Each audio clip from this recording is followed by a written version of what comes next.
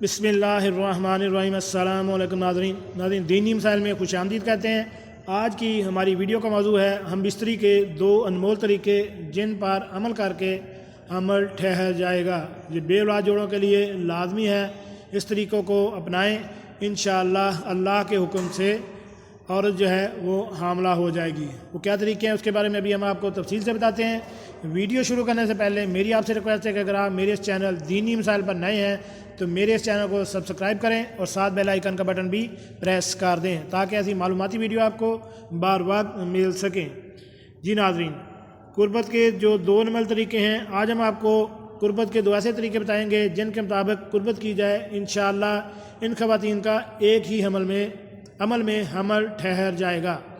جس کے ہاں کافی عرصے سے اولاد نہیں ہو رہی ہے، ان کے ٹیسٹ بھی کلیئر آ رہے ہیں، دونوں کی صحت بھی اچھی ہے، نہ جانے ان سے کون سی ایسی غلطی قربت کے وقت حمل نہیں ہو رہا۔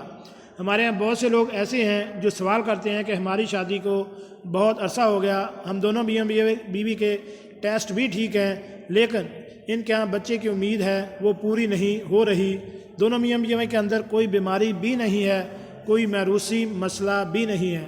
آج ہم آپ کو ایسے دو طریقے بتائیں گے جن سے آپ کے حمل ٹھہر جائے گا۔ یہ طریقہ پہلے بھی بہت سے شادی جوڑوں نے آزمایا ہوا ہے۔ ان طریقوں پر عمل کریں گے تو آپ کے ہاں بہت جلد اولاد کی خوشی آ جائے گی۔ قربت کے طریقوں کے مطابق کی جائے تو اولاد ہونے کے موقع بڑھ جائیں گے۔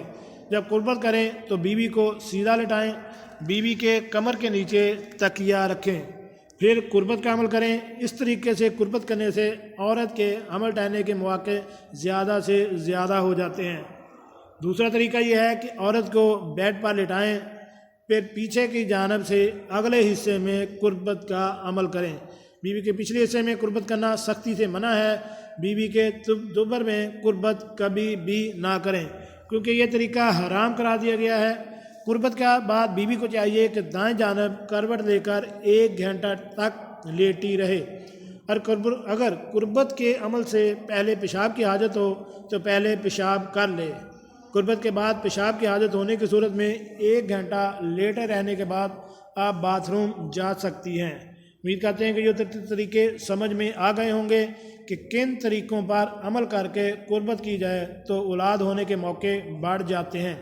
بہت سے شادی شدہ جوڑوں کا آزمایا ہوا یہ طریقہ ہے، وہ آج صاحب اولاد بھی ہیں۔